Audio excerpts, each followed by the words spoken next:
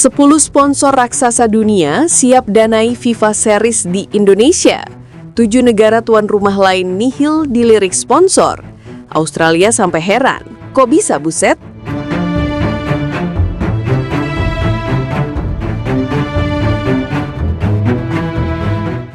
Ketika FIFA akhirnya merilis 8 negara yang ditunjuk sebagai tuan rumah FIFA Series 2026, reaksi dunia cukup beragam. Ada yang terkejut, ada yang bingung, ada yang menganggap event ini hanya percobaan dari FIFA untuk menghidupkan kembali pesona pertandingan antar negara. 8 negara itu adalah Australia, Azerbaijan, Indonesia, Kazakhstan, Mauritius, Puerto Rico, Rwanda, dan Uzbekistan. Negara-negara dengan karakter, kekuatan, dan citra yang benar-benar berbeda satu sama lain. Tapi dari 8 itu, hanya satu yang kemudian mencuri panggung internasional bahkan sebelum kick-off pertama dimulai. Indonesia. Di atas kertas, Australia harusnya menjadi magnet sponsor terbesar. Negara maju, infrastruktur kuat, liga profesional mapan, dan mereka lolos ke Piala Dunia 2026. Uzbekistan juga sedang naik daun, sepak bolanya berkembang pesat, performanya stabil. Kazakhstan punya relasi Eropa-Asia, Azerbaijan sering menggelar event besar seperti Formula One, sementara Mauritius, Puerto Rico, dan Rwanda mungkin tidak besar secara sepak bola, tapi tetap memiliki nilai branding regional. Dengan kombinasi seperti itu, sangat wajar kalau sponsor global diprediksi akan tersebar ke semua negara tuan rumah. Tapi prediksi itu langsung hancur di minggu pertama ketika paket sponsor dibuka. Satu persatu, brand raksasa dunia yang biasanya tersebar di berbagai negara justru berkumpul di satu titik. Semua mata, semua uang, semua investasi diarahkan ke Indonesia. Dan tiba-tiba status 7 negara tuan rumah lainnya berubah menjadi komplement saja. Hampir tak tersentuh oleh sponsor besar. Media Australia sampai menulis judul, "We qualify for the World Cup, Indonesia qualifies for the sponsors." Bahkan ada komentator olahraga mereka yang bilang, kok bisa buset, ini apa logikanya? Sentimen yang sama muncul di Kazakhstan, di Uzbekistan, bahkan di Azerbaijan. Mereka sama-sama bingung, bagaimana mungkin Indonesia, negara yang prestasi sepak bolanya belum mentereng, justru menjadi pusat langganan sponsor global? Jawabannya ternyata sangat sederhana, tapi juga sangat dalam. Indonesia bukan negara yang menjual prestasi. Indonesia menjual massa. Indonesia menjual atmosfer. Indonesia menjual kegilaan sepak bola yang tidak dimiliki negara manapun yang menjadi host FIFA Series edisi perdana ini. Sponsor global itu tidak tertarik pada ranking FIFA semata. Mereka tidak butuh negara paling siap secara fasilitas.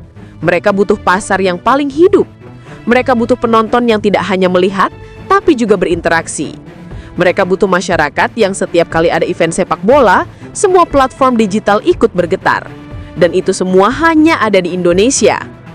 Ketika brand besar menganalisis data, mereka melihat sesuatu yang tidak dimiliki Australia, tidak dimiliki Uzbekistan, tidak dimiliki Kazakhstan, tidak dimiliki Mauritius atau Rwanda.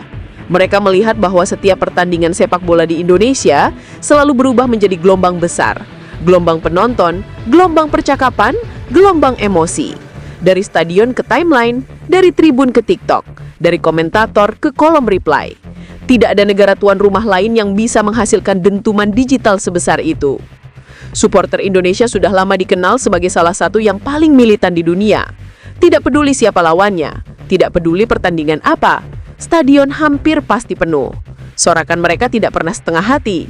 Bahkan pada pertandingan yang tidak sebesar Piala Dunia pun, atmosfernya bisa meledak sampai ke level yang membuat negara lain iri. Dan ketika sponsor melihat itu, mereka tahu bahwa menaruh logo mereka di Indonesia ibarat menaruhnya di tengah badai viral yang terus bergerak. Trafik digital Indonesia juga tidak main-main. Dari segi konsumsi konten sepak bola, Indonesia sering mengalahkan negara-negara besar. Setiap highlight, setiap kontroversi kecil, setiap keputusan wasit langsung menjadi trending. Sponsor paham betul bahwa exposure di Indonesia selalu jauh lebih besar dibanding negara lain. Apalagi dengan populasi besar dan penggemar yang benar-benar hidup bersama sepak bola, efek komersialnya tidak tertandingi. 7 negara tuan rumah lainnya sebetulnya tidak buruk sama sekali. Australia punya kedisiplinan dan kualitas stadion kelas dunia, tapi pasar mereka kecil. Uzbekistan dan Kazakhstan punya progres sepak bola yang nyata, tapi mereka tidak punya jutaan mulut yang bicara bersamaan. Azerbaijan punya hubungan Eropa, tapi atmosfer sepak bola mereka tidak cukup bising. Mauritius, Puerto Rico, dan Rwanda punya potensi regional, tapi volumenya tidak cukup besar untuk brand internasional. Makanya ketika FIFA membuka pintu sponsor, yang terjadi justru ironi. Negara-negara yang di atas kertas terlihat unggul justru sepi peminat, sementara Indonesia diserbu habis-habisan. Ada satu laporan internal FIFA yang bocor ke media luar.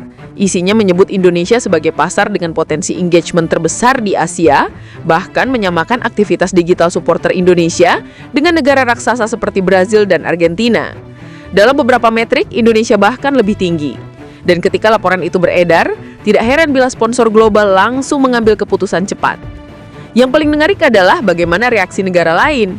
Di salah satu program olahraga di Australia, analisnya sampai tertawa dan bilang, Indonesia ini sleeping giant dan sepertinya mereka bangun dengan cara yang tidak pelan-pelan. Mereka bangun sambil ngegas. Media Kazakhstan menyoroti bagaimana Indonesia bisa mendapatkan perhatian sponsor global, padahal ranking FIFA-nya tidak lebih baik dari mereka. Uzbekistan bahkan membuat editorial bahwa Indonesia menang di luar lapangan, bukan di lapangan. Tapi inti sebenarnya cuma satu. Indonesia adalah negara yang menjual atmosfer yang tidak bisa dibeli oleh negara manapun. Indonesia adalah satu-satunya host yang punya supporter yang bisa mengangkat event, bukan cuma menyambutnya. Sponsor ingin berada di tempat yang energinya itu hidup. Tempat di mana setiap pertandingan bukan sekedar 90 menit, tapi menjadi fenomena nasional.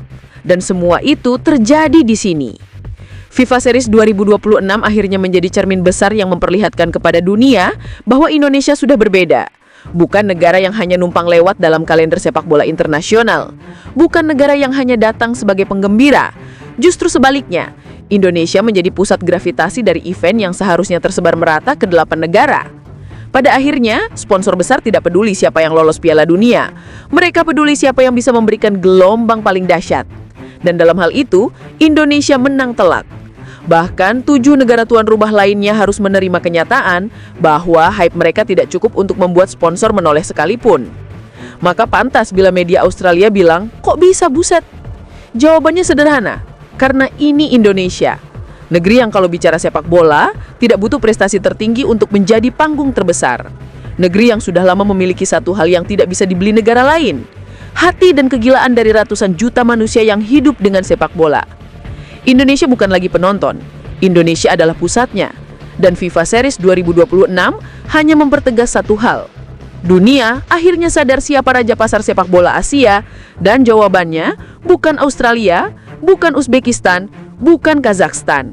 Jawabannya adalah Indonesia.